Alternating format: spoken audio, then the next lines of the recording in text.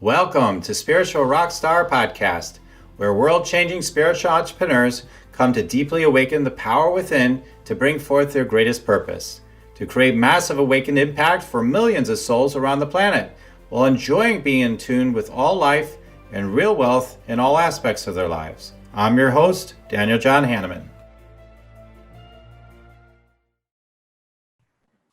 Hello, everybody. I'm so glad, so excited always to be with you.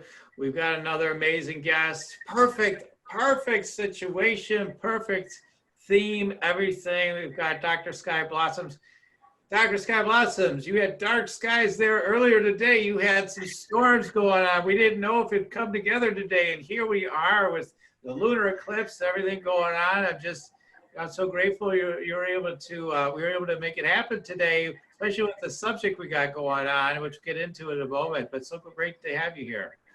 Thank you so much, Daniel, for inviting me to the show. I'm so excited, and literally it's quite miraculous that we were able to pull it through, because for our audience there, it was a serious tropical storm where I'm at, power outages everywhere, and we just agreed that we're going to hold the space, that it's going to occur, and probably somewhere right now the lunar eclipse is happening as we speak, so the energy is really potent, and the path has been created for us to have this conversation, so I think it's meant to be. Yes. Awesome. So yeah, and it's funny, we just actually finalized, like, you coming on the show yesterday. I'm like, wait a minute, I could be with you tomorrow. I don't usually do that. I'm just had the feeling. And so I'm so grateful for the timing of today. It's such a blessing. So let me tell you a little bit about Dr. Sky Blossoms before we get too far into it. Dr. Sky Blossoms, award-winning #1 best-selling author and intuitive coach. She is with a background in the medical field and nearly 2 decades of studying psychology and human behavior. Wow. So yes, psychology, likewise here. So awesome. So Dr. Sky guides high performers to resolve relationship and career crisis through soul alignment and mindset shift. Born with uncanny intuitive talent, she helps you uncover the root cause of your challenges and achieve measurable results in record time. If you are in a nerve-wracking situation, and who is it these days? It seems like a lot of people anyway, not everybody. Dr. Sky is your 911 contact to get back to better, faster. Now, Dr. Sky is an international speaker and frequent media guest. She has been featured on CBS Radio, Boston Business Journal, Fox News, Bloomberg Business Week, and ABC, among many others. So I'm grateful to have you here, Dr. Sky. So today we're here to talk about, just to frame what we're here to talk about again. We're talking about not just like a little crisis, but the urgency too, like urgent help for personal, business crisis, practical steps for recovery. And why this is so important in all seriousness is because a lot of people are experiencing the sense of a crisis in their life right now. And even those that aren't directly affected by COVID or, everything that's been going on with riots and everything, and just the economy, people losing their jobs, businesses are affected. There's so many different aspects. So there are a number of people feeling a real sense of crisis right now. So I'm grateful we're having you here to talk about that. So could you tell us a little bit about your inspiration to share with us on this topic today with everything going on? Yes, absolutely. Well, I just happen to be a person that people come to for help when they want fast results and fast solutions when they are in a critical situation. We all have our special gifts and talents, and I know people who are amazing and compassionate, and they can hold your hand like no one else. And I'm not that person. I'm the person to give my hand and pull you out of the trouble fast.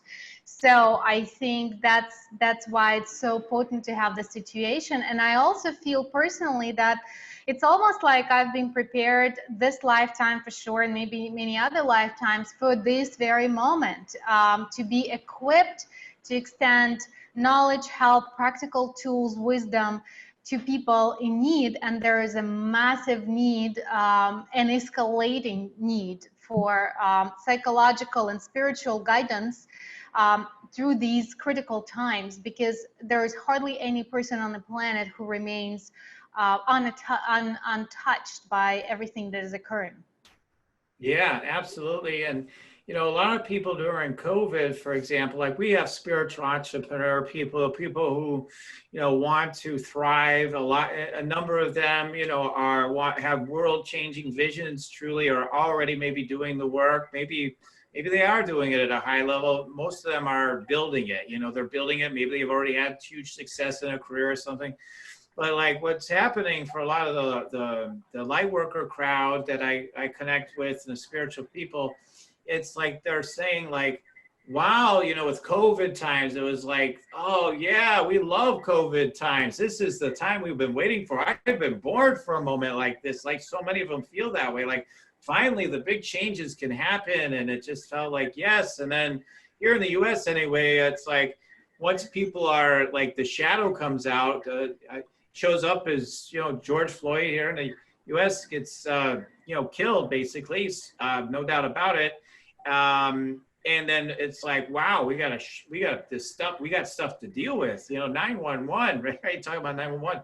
Like, I mean, we have got to get on this, and it bringing people into fear and anger and all this stuff. So we've got all this energy going on. So I guess what I'm trying to say is to frame it for the audience is like a lot of people I've heard is, oh, yay, everything's meant to happen now, but how's it going to happen? How's it going to happen? I know now's my time. Right? And then with this stuff going on lately, it's like, yay, I know this is all part of it, but this is uncomfortable. And that's most of the response. And some people are really in some real crises. So can you speak to that? I mean, with your great, you know, ability, you know, like myself too, like you have a channel going on, like, can you speak to the time that we're in and the opportunities that are there for our audience right now as you tune in? Like, what do you see? I mean, how can these challenges be an opportunity for everybody right now? How do they translate it? In other words, how can we take it from like, well, oh yeah, we know it's all great, but like I'm still nowhere with what I want to do. So into like sort of move through that. Can you speak to that? Yeah. This is a wonderful question, and I want to start with saying that it's not one-dimensional perspective. To see the whole picture, you need to acknowledge all parts of the equation. Yes, from the highest spiritual perspective, we can say, yeah, we've been waiting for it. It's a huge celebration, and I truly have moments of absolute happiness over all of this. But we cannot discount the human part and aspect that we are absolutely all dealing with, because we are embodied. Otherwise, we'd be flying in angelic realms, right? And there is a lot of shadow, not a lot, all of it nearly is surfacing right now as a powerful invitation for us to deal with. I had personally weeks of trying to understand this whole situation and understand my role in it and understand what am I supposed to do with this now. Yeah, we cannot just say skip it, right? We want to jump over to the heaven and earth and embrace and say, oh, let's love each other. And that would be amazing if what is happening in our 3D tangible realm was so in our faces. I could create all kinds of freedom in my mind, but I live steps from the beach and I cannot go to the beach as we speak, because if I do and police catches me, I will go to prison for 36 hours, and it's not a joke, and it's for real. And I do not believe in wearing face masks all day every day, but I cannot go outside without police demanding that I do, and I obey. And if I don't, I will again end up in prison or having problems and arguments or whatever. So there is a reality that needs to be dealt with, and we cannot also discount without compassion what is happening for millions and millions of people who are left without the means to feed their families and their children, who do not have the means to pay bills, who are devastated through relationships because they're facing challenges right now. So what occurred to me through all of my own exploration is this: is that the perfect world that humanity has dreamed of for millennia, we all wanted to see this embracing, we're living in pure love and light, we're all trusting each other, we're in unity with nature, it's a fair world where there's no injustice, right? We can see all of these ideal picture that every human being wished for whenever they experience struggle, challenge, unfairness, lack of abundance, etc. That world is not possible if we drag our fears and limitations into it. Just cannot exist. And therefore, we're all forced, individually and collectively, to deal with our individual fears and to deal with our individual challenges. And if each person, if each one of our audiences and each person out there will look at what they're faced with right now, you are presented with what you need to deal with. And I see it with myself and with other people. It's so clearly showing a person who needs to overcome or transcend any relationship with money and any idea of limitation, they will be experiencing financial losses one way or another. Any person who needs to let go of their attachment to the material are going to lose the things that they've been so attached to. Any person who needs to get out of a toxic relationship or see their relationship for what there is, maybe it's not a soulful connection, they will be presented with the relationship challenges. People collectively have been asking for justice. Our world has been brutal for generations, and we have been so unfairly treating one another, and not only because of race, because of many things, financially, international politics, all kinds of things. People have been unfair to each other. There have been betrayals. Now that's why this call for justice strikes a chord, and it becomes only one-dimensional, and people are looking for justice outside of themselves, which in my view is a huge mistake, because it can never be found elsewhere. We all are invited, powerfully called, in fact kicked in the butt, to go inside and see what is it that I am not loving about myself, about the environment, about other people. What is it that I need to transcend? And when we scream of injustice, we have to look inside and see where have I been treating myself with injustice, where I have reprimanded myself, like beating myself up for no good reason, when I was not kind and compassionate towards myself. And then we can extend that compassion towards others. Otherwise, it's very easy to point a finger and say, that white cop, it's his fault, or this is president, we don't, blah, blah, blah. All these people who are blaming one person or another, but we're accomplishing nothing. This is the time where we have to take responsibility. And in my years of working with people with trauma, and I have helped people overcome severe trauma, from being raped by their parents to being used in satanic rituals for many years in unimaginable abuse, unimaginable, to suffering with financial losses, like making millions of dollars, like all kinds of situations. No healing can ever occur without the person taking ownership of the situation, and they have to come out of the victimhood. And of course, sometimes people need help with that, and that's what their healers and therapists are there for. It's not an easy task, but we have to start looking at the mirror and not pointing finger at the reflection. That's how I see it. Absolutely. I mean, yeah, absolutely. And I'm so grateful how you put it. And that has been something that has been up for me too, with seeing, knowing some of the people that are, I bless everyone. I mean, that they seem to be one-dimensional. They're just like, we need to stop the cops from doing this, and, police brutality.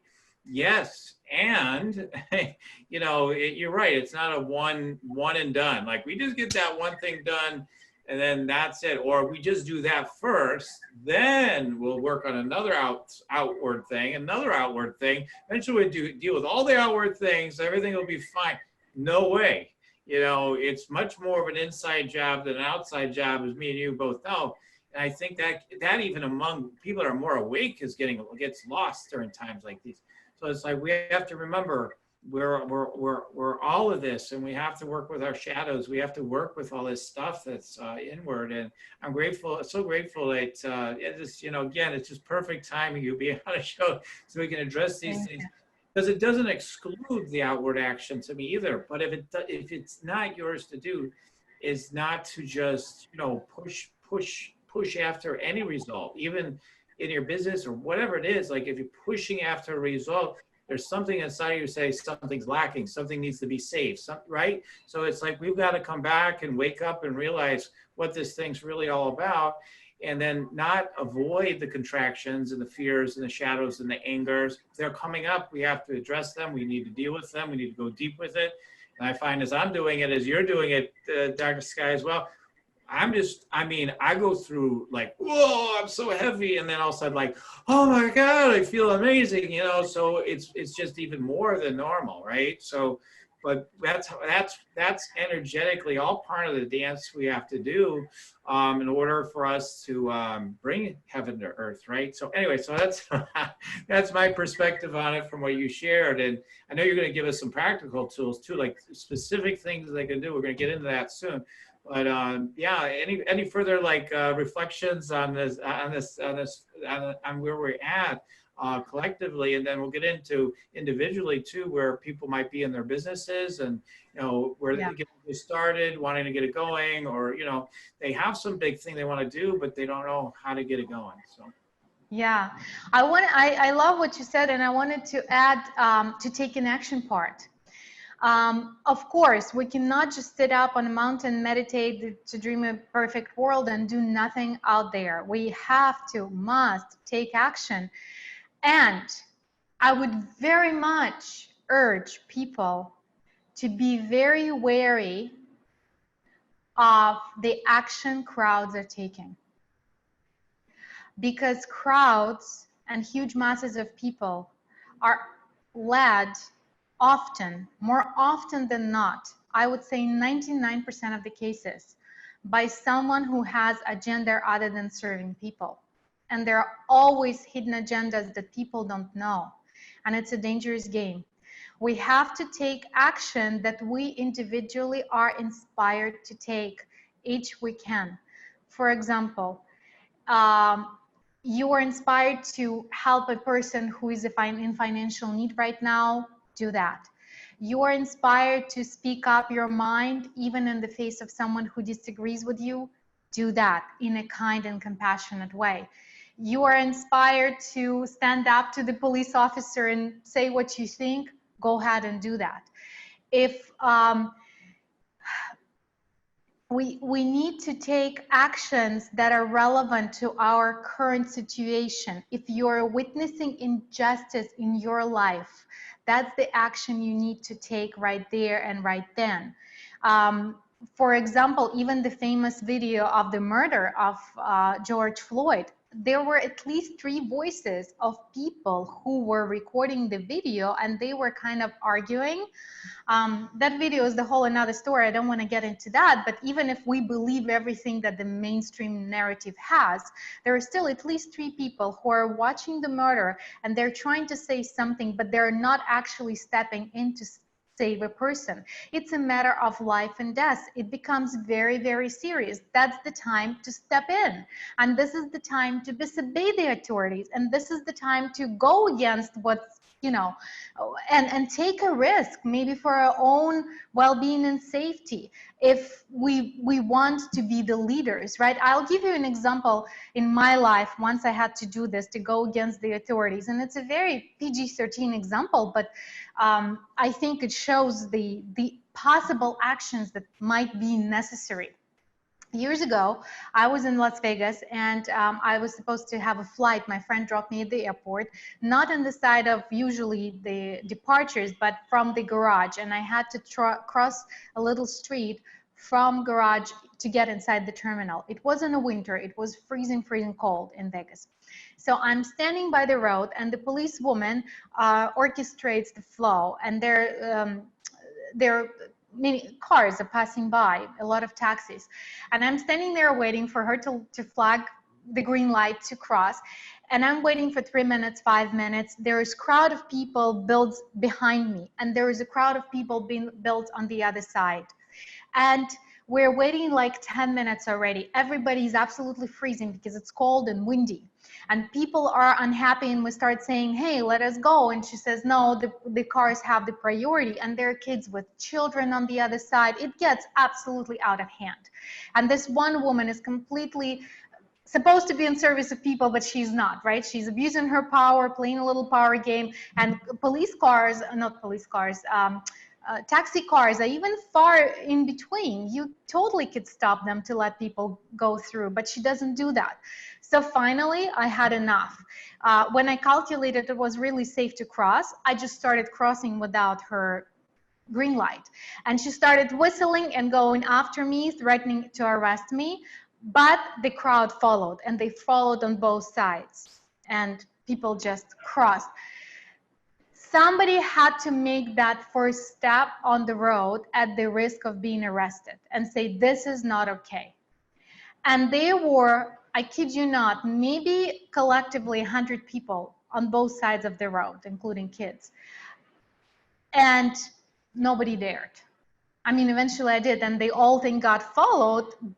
But this just illustrates what action is required when something is not okay. You have to step in and say, this is not okay, and prevent it whenever possible. And that's the best we can do. We have to prevent injustice, because fighting post factum when somebody is already dead, you know what, that's not so brave, I have to say. Well, it's not ideal, right? I mean, it is not the way.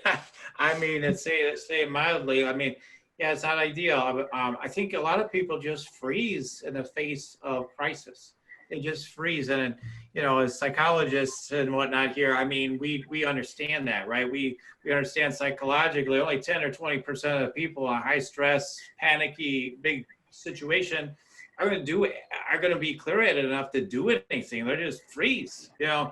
So I think it's something though to wake people up. So maybe it doesn't happen as much, like to actually, and in situations like you said, anybody could have been the first one to do it, but it took the one, you know. And I think that's the thing, is we have to realize sometimes just how much of a difference we can make by when we're just the one that says, no, you know, I will do this.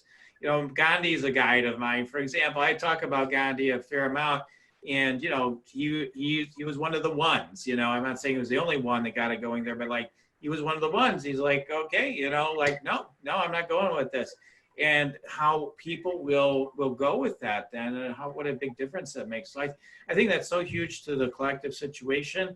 I'd like to start dialing it into. I mean, I think that says everything, because that will encourage other people to do all the things that's going to bring more of the good life that we're looking for, and more of all the changes we're looking for systemically, et cetera. So, but I do want to dial into the individual.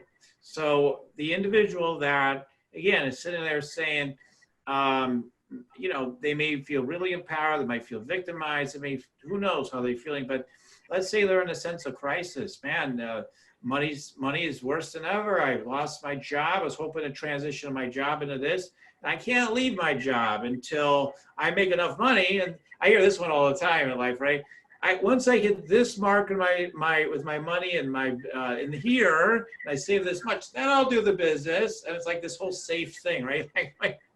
And it never happens. I mean, for the most part, it usually never happens. Or when they go into the business, if it even happens, then they're in such a safe mode in their business that it can't take off because they're still in this energy, and then they go back to the job. Like that happens a lot too. So it's like, what can you say to people on a practical level? Like they're feeling like, no, I'm in crisis. I can't move forward with my purpose or my business or anything. I can't do anything right now. They're just going in a dark mode sometimes, you know.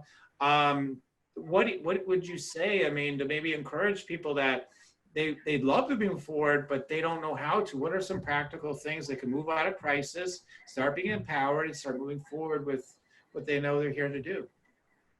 Right. So I'll dial into the individual. I want to bring one more important point, which is, I think, really, really more important right now than it has ever been. We have to unite with people who are like-minded, and we have to start building local tribes, and we have to step in defending each other, supporting each other, pulling each other out of emotional pits.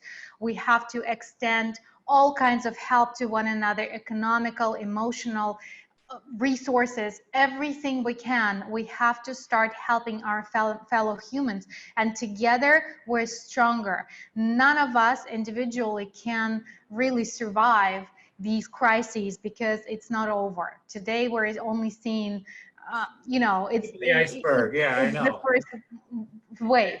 I totally So, agree. yeah. Totally. Now, individually, in order to deal with crises effectively and to utilize the gifts that every crisis brings, and they do, no exceptions, first, people need to understand and realize why crises occur in their lives.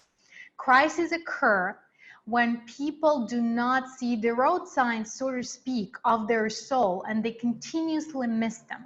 And even though sometimes they may know what's the right thing to do, but they don't have enough courage, or they make up the excuses like you mentioned before, and they don't do the right thing, then crises occur which force them to course correct.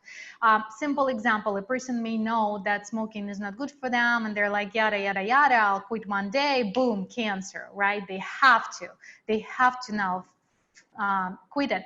A person is in bad marriage, it's sexless, there's no passion, they're kind of dragging it along for the sake of kids, until boom, one day they find out their spouse is cheating, or there is something major explosion, and they have to deal with a nasty divorce. So those kinds of crises, or all kinds of crises, occur when we are not dealing with the situation at hand in an empowering way, and when we're sweeping something under the rug and then it shows up. Right, same with the money losses, same with career challenges. So my first invitation is to adapt a perspective that this crisis is a gift, even if it's unimaginable how something could be a gift. And there's so many critical situations and traumatic in people's lives that can occur that it seems like it's impossible to see it as a gift. For example, somebody got raped. How can that be a gift? Somebody lost a love of their life and they tragically died. How can that be a gift? George Floyd was murdered. How can that be the gift? I want to invite you to explore challenges that you have overcome up to this day in your life, and see what kind of gifts they have bared for you. Because chances are, if you have successfully overcome them, they have made you who you are, and they have showed you the power that you did not know you have. For example, a person who survives cancer, and they get diagnosed, and they decide, no, I'm gonna find a way because I have reason to leave. Once they emerge out of the challenge, the level of trust and faith they have in their own body and their own capacity to prevail is not something that you can read in a book, attend a seminar or a workshop and learn. It's only learned through the experience. I am not afraid of certain things in my life because I've been there, because I've survived them. I already have been in a moment where I had no money for food and I had to go hungry for a day. I know I will survive, right? And in theory, you cannot learn this. So crises, first of all, if you're facing that, know without a shadow of the doubt that God never gives you a universe or greater intelligence, a source of life, however in terminology you want to use, never gives you a challenge that you're not capable of facing gracefully and benefiting from. Never. Every challenge is a gift. Every situation is a gift, even if you don't see it. Even if sometimes the benefits are seen from the aerial view of a lifetime, or many from the sometimes even from the aerial view of many lifetimes. One very strong example is Viktor Frankl, who's one of my favorite authors, who wrote Man's Search for Meaning. If you guys haven't read it, I highly recommend it. A man who survived 4 concentration camps, including Auschwitz, who unspeakable conditions that he had to endure, lose his entire family, all of his possessions, everything. So not nearly, literally everything that the person owned and everything that he perceived himself to be, including identity of a doctor, everything was stripped in that concentration camp. So he suffered all of the losses possible and imaginable. And yet it was 4 years of this nightmarish hell in his life. And then he survived and he remarried and he created another family and he established logotherapy and he wrote this powerful book that changed lives of millions upon millions, including mine. And now, from this perspective of today, when you look at those 4 years of his extreme suffering, would any person choose consciously, okay, I'll go to concentration camp so that I can establish some work. Yeah, I don't mind my son dying. Yeah, let my beloved wife die because I'm such a soulful, teacher and the trooper. I'm going to subscribe to all of that because I want to establish the therapy that's going to help millions of people. Nobody will do that from their human perspective. But on a soul level, we do all make agreements like that. And we go through these challenges because we can emerge on the other side and our soul purpose is fulfilled. But from the human perspective, it may be unfathomable. So in faith, I encourage every person who is struggling to at least allow a possibility that your current struggle is a gift and possibly not just for you. And it's a gift of empowerment and it's a gift of learning of who you truly are through this challenge and what you're capable of. Second, once you allow for that possibility, I encourage you to remind yourself how strong you are already by recalling all of the things that you have overcome to this day and how many miracles have occurred. Third, I urge you to hold on and call on to your faith and ask for guidance in navigating this situation, and do not rely solely on your human resources and perspective to emerge from extreme conditions. There are always higher powers who will assist you and guide you and will show you miracles. And only connect with people who are uplifting and who are capable to help you see that perspective. And even if you can't reach it, ask for help. It's not only okay, it's what other people there for, yeah, to help you, and professional and friends on all levels. Ask for help. Don't deal with that yourself just alone, because likely your crisis you did not create alone. There were people who co-created those crises with you, either your loved ones, either your business partners, either situation in the country. They were co-creative partners in the creating the problem. Allow co-creative partners in the creating of the solution. When I am struggling, when I'm in a situation where I cannot pull myself out of the emotional pit, one thing that I do, and I've advised that to many of my clients and it works wonders, is to have miracles conversation, as I call it. Every person has experienced some degree of miracles or like serendipities or synchronicities in their life, from big to small, from just wanting ice cream and somebody handing it to you, to, you didn't know how to find solution to some situation and just boom, fell into your lap. I encourage to remind yourself of all of those cases when there was divine interference or when you felt the presence of God. I encourage you to have those conversations with your friends. And even if you cannot recall any of those in your own life, if you're vibrationally too off, ask people, call your friend and say, hey, tell me about miracles in your life, and start getting into the vibration of different solutions, right? And not only you will start feeling better, it will pull you out of depression, it will pull you out of frustration.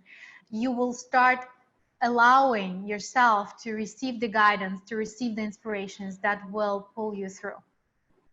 Yeah, I mean, just to add to that, just because it came to mind, is I love that is the solution kind of focus with people, like the whole idea of people are always like worrying with negative questions, right? Or poor questions like, what if this happens? Oh my God, what if the riots get worse? What if the riots go away? What if, what if new money comes out of, like out of nowhere unexpectedly? What if a new job finds me? What if, like going to the other thing? There's so many tools, right? There's so many ways. I mean, for fear, for me, what I've been doing a lot of is I just imagine the worst possible thing I could think possibly happening in that situation. I go all the way to that. Usually gets all the way to you're going to be killed, right? So you go all the way to the depth of that. You experience it all, and then you're like, okay, if that happens, I can be at peace with that too. All right, let's get on with things. Like there's so many of these tools. We just have. Part of it is just remembering to use them, right? I mean, sometimes we do have some tools, but then we forget to use them. So, but yeah, I love that. I mean, it's calling in the possibilities, and then as you dialing that in, it's like, there's a grace. One of the things that attracted me to having you on today is you talked about grace. And when we start talking about possibilities, some people say you have to do all this to manifest things. But honestly, if you just start playing with the possibilities, the so-called universe or whatever you want to call it, but like it loves that. Oh, you're playing? Oh, I like to play too. Okay, let's give you some of that. Ooh, let's dribble a little bit of that. How about one of these? Yeah, the whole thing. Why not? And it's so fun, right? But we have to remember, it can be a lot easier than we realize in many cases, not every case maybe, because sometimes we are called to be, but things can be, even in the face of crisis, we can bring in that magic. It's kind of, the kind of magic, right? So yeah, so what other tools do you have to help people bring more of that in, to bring more of the magic in? I mean, creating more of the safety too, because some people, they get so locked in their brain and they're like, well, I can kind of think of some possibilities, but they may not even have someone to talk to that can be positive enough, So, I mean, what are other ways to help, practices maybe they can do? I mean, I could think of some, but what tools do you have to offer or to suggest that they can even get centered enough to allow themselves to open that up more? Well, I believe that number one step is taking ownership of the situation, acknowledging that you are the one who have created that. Maybe you co-created, but you are the one who have created that. Yeah. And if you are the one who have created it for yourself, then see what can possibly this be created for. Yeah. And what the situation reflects to you. And depending on where people are and what they're challenged with, it's almost like, what does the mirror say? Sometimes I play this mirror game. I'll explain what this is. For example, you have a fight with your spouse or the loved ones, elder loved one, and they're saying something very hurtful, so unfair and hard to swallow and all kinds of things. And write it down in your diary notebook and say, mirror says, and in quotes, write their phrases, the most painful ones. And if that's the mirror that says it, that means that somewhere, somehow, you are saying this to yourself. And see where you are treating yourself that way. It could be a self-doubt. It could be an insecurity. It could be a fear. It could be something that you judge in others and you don't want to show up that way. And try to unravel what are you saying to yourself through the mirror of your reality, through the mirror of another. And then once you uncover that, it's a powerful invitation to change your perspective essentially onto yourself, because we live in the mirror world. Everything is just a reflection, but it's not sometimes a direct reflection. That's why it's hard to recognize. For example, I worked with a client just recently, and she had robbery in her house and things were stolen from her. And she is a person who, yeah, we knew it's somehow money related, but it took a while to figure out what it was, because she's a person who has made millions of dollars in her life and she lost millions of dollars, and she does not have scarcity mentality in terms of greed or in terms of too much of attachment to material things. And she is very good with finances, so she's not afraid of money. There were so many things that she is totally nailing in her relationship with money. And what it turned out, but then we had to explore her judges against other people, not about herself, but judgments against other people. And turns out that she was judgmental towards people who had who have nickel and dime mentality, who are trying to squander over $5, right? And why would that be? Why would she have that judgment? And then once we started looking deeper into that, it came out that she has been seeing people in her life who were the prototypes of Donald Duck, Scrooge McDuck, yeah, who are hoarders of money, who would have money, but they would not use them for good, that their love for money would be prevailing over love for people. And it showed up that her fear was, or rather not fear, but the resentment of people who love money, who put money on a pedestal, who value money more than they have human values, right? And even though she is not that way, she's the very opposite of that. Because we're all one and we are holistic beings and we need to integrate all parts of ourselves, because she was resenting that, it kept showing up for her in the form of different people in her life and in the form of that incident. And the invitation was to embrace that part of herself that loves money, and transcend the love and understand that the love for money, it's okay to love money, but it does not have to be toxic love.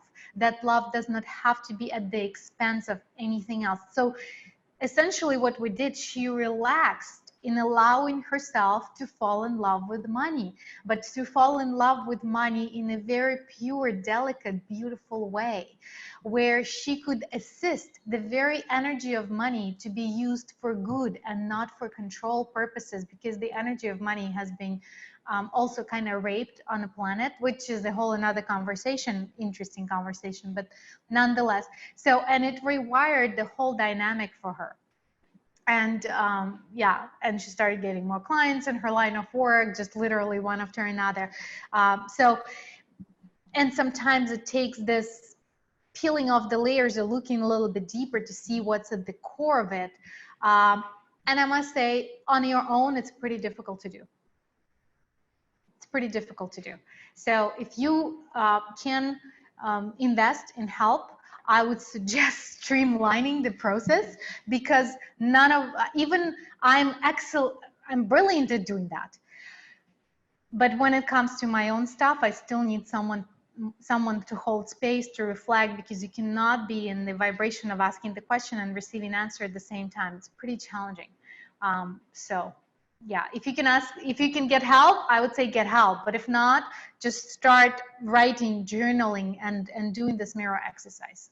Yeah, exactly. That's what I always say. If for whatever reason you're not, you don't feel like you're in a position to invest, or somehow you can't invest, or whatever the situation may be, get to work on your own. Do everything you can on your own and for free, all the free stuff, everything you can do. Show me what you can do, you know? So absolutely. And with that in mind, we're going to talk about how people can learn more about you and be able to get more support from you in a moment. But yeah, I mean, I think you've given some great tools already today. I mean, that is a big one that I talk about a lot too, is that 100% responsibility. I take it even farther. I'm like, yeah, you can, you know, because people use co-creation as an excuse. Well, we co-created it. I'm like, you take 100% responsibility. You know, I just go to 100%. You know, and I slip too. I'll start saying no. There was this or that, and I have to remember, no, I created that too. And I find it, I mean, when people really get centered with that, rather than being, because I think people beat themselves up with that. I used to when I first got into realizing that's true. It's like, oh, what an idiot I was, or whatever. You know, you beat yourself up, and it's nothing to do with that. It's just like, wow, I created that. I wonder why. It's something going on with that subconscious, or, you know, the energy inside me that's creating this. So what is that? You can just get curious rather than let it be a negative. And then to address it, it's kind of almost could be fun if you let it be like, whoa, more to explore, you know, more terrain to explore. So, but yeah, that's a huge one. And the mirror, yeah, that's huge. So I definitely recommend all that. And then if people want to connect with you, I mean, you're powerful. You're able to tune into people. You'll be able to see things that they're not able to, and take them through exercises, it sounds like too, like certain things to dial it all in. And you're brilliant at that. So how can people contact you, and what further things could you recommend to them that they could get from you? Thank you. Well, we will post, I think you're posting a free gift for me where it's a Unshakable Confidence Toolkit where people can download, and it's a video guide plus a document which guides you through step-by-step by identifying and recognizing some of your hot emotional buttons. And it's some basic work that people can do on themselves to heal their emotional wounds and to not have those buttons that someone can push, right? And reestablish their confidence. And also, if someone is compelled to get my help firsthand, you guys can check out my website, skyblossoms.com, and I have another one, bestthingever.com. And normally, I do not do free consultations. All of my consultations people pay for. I was inspired because we have lunar eclipse and we're at such critical situations. I will make 10 spots available if you want to reach out and apply for a 20-minute free insight consultation.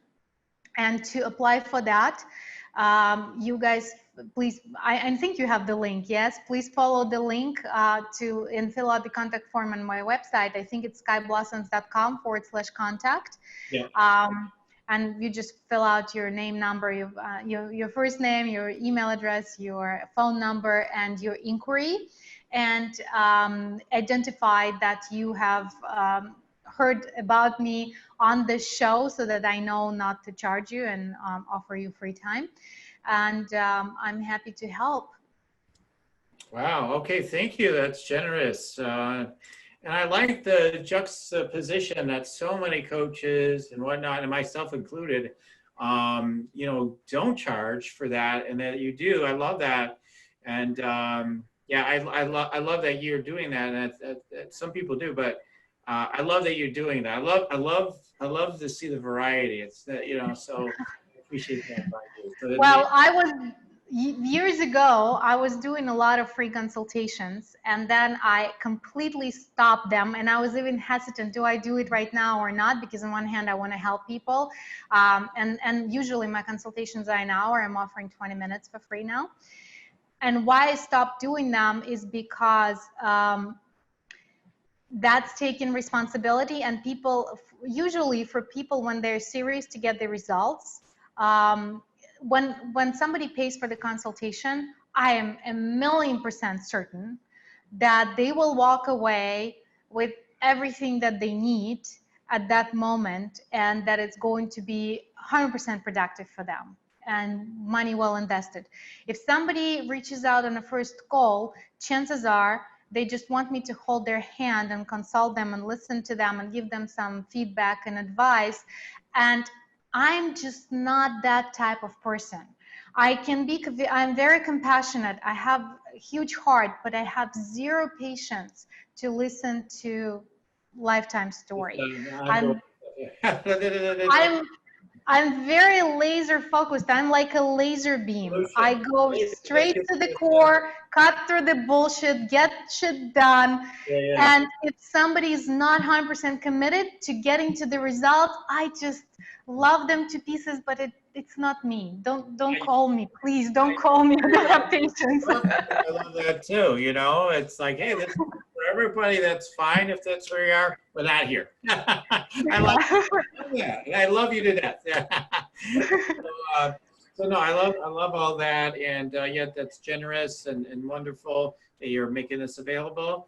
And so we'll have all the links in here, and if you go to skyblossoms.com and /contact/ you can get that free consult. Fill out the application. You'll get possible access to it if you're accepted. And then we'll put in the other link for the Unshakable Confidence Toolkit for you as well. So Sky, one of the things I like to do on the show, if you're open to it, I think you said you were, is for me to do like just 1 or 2 minutes, just tuning into you, see what awesomeness wants to unfold for you, and just love you up, as I say. So yes, please love me up. I'm open to receive. Great. So let me just tune in for a second here. Wow. So yeah, wonderful. Yeah. So wow, so many different things. Yeah, I mean, okay, I'll say some things that probably don't sound bizarre to you at all, but yeah, like I get you almost have like this ET sort of energy, man. You're so you got this deep, you got that profound, that's where the uncanny, like intuitive ability I think comes from, like how it comes to me, like, wow, it's just, when your energy is available to it, it's just boom. I mean, it's just there. So I just really noticed that. You embody the goddess energy, or at least the energy is available, and you're embodying more of that. So I feel like it's a suggestion, something you probably have heard from others, but like, is you embody more of the goddess energy, more of that, oh yeah, receiving energy. Oh yeah, I can see the joy, the bliss, the flow, the results of money and love and everything pouring in more and more. So I feel like that's a huge one, because that is more your design. And then you have, and it's so beautiful to have the balance, because yeah, you're just right to the results, but this balance I think is going to be huge for you. And then I feel like, yeah, you've got the one book, and then you definitely, I mean, you know this, but you got more books coming. I see 2 already. And and then the speaking is definitely huge. So, but yeah, I mean, I feel like you have even more far out unique solutions for people than what you've presented so far. It feels like it's been it's innovative, but there's even a more creative solutions and crazy solutions. In other words, like not like things people would have considered or gotten into before. And, could be, I don't know, interdimensional or something and all this sort of thing. So some really cool stuff that could be happening. So I noticed that you could connect with that. And and yet you always have the practicality. That's your square. But I see where there's more possibilities and more growth within that. So as well. So anyway, so those are the things I want to share. I don't take too long to do it on a show, but I just want to share some things because I just like to presence our guests to see them, and so that hey, if anything, everybody will be like, oh my God, yeah, I feel that too. I'll talk to Sky. I want to connect with her. So anyway, those are some of the things that are coming through. Wow, this is so cool. Thank you so much. I feel the whole, I felt that energetically. And I so much appreciate that reflection. Really, I didn't expect. I didn't quite understand it when I said yes to that. I thought it's just like regular feedback. I didn't quite get it. Oh my God, I have a tear pushing out. This is so cool. Thank you. Really, thank you. And you're so gifted. It's pretty accurate. It's very accurate. Thank you so much. It is something I've trained people to do too for so many years. So. For a number of years. So anyway, but thank you. And so if people want to check me out, you can go to yoursacredpurpose.com. I have a free meditate and make money meditation. It opens up your chakras and your energy, allows the downloads to come in each day, and people are growing their business with it. I don't know about everybody, but I've been hearing from people. I keep listening once, twice a day, whatever. I'm with it. This is working. So, and of course, you'll see an app. I've got applications too myself. So for everybody. But anyway, so you can check that out and definitely take advantage of everything here from Sky. She's, she's got that whole toolkit. That is going to be cool to dial that in for yourself. And then the free 20-minute consult, this is a special deal.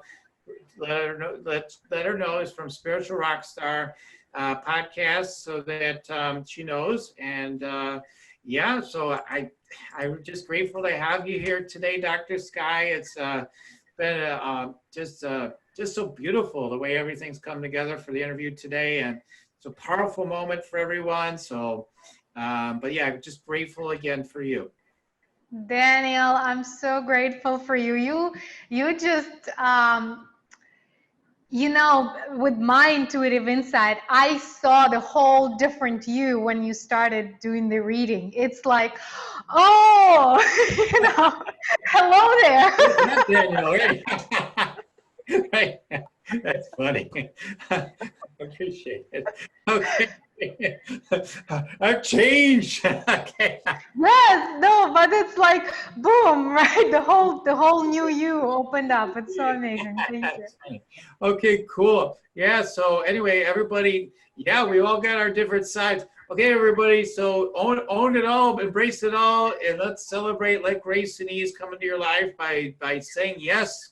Claim your power, let it happen. Take advantage of the opportunities that are presented to you every step along the way. And so again, I just thank everybody listening, and keep on tuning in here, and we'll keep on rocking it here at Spiritual Podcast Show, and we'll see you the next time. Okay, thanks everybody. Thank you. You're listening to Spiritual Rockstar Podcast. Stay tuned for our next upcoming new episodes each Wednesday and Saturday. Please be sure to subscribe, rate, and review to help us to serve you best. As a reminder, you can get your free Meditate and Make Money meditation at www.yoursacredpurpose.com to rock your sacred purpose. Goodbye for now, everybody.